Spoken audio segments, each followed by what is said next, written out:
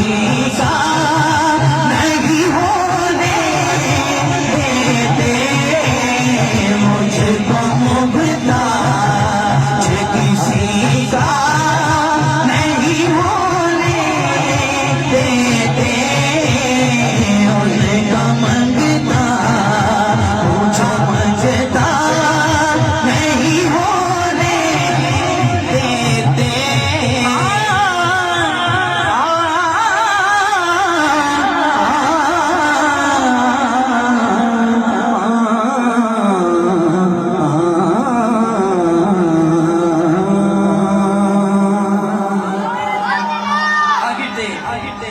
एक शेर में मनकबत मौला हुसैन पेश करके अपनी हाजिरी क्लोज करना।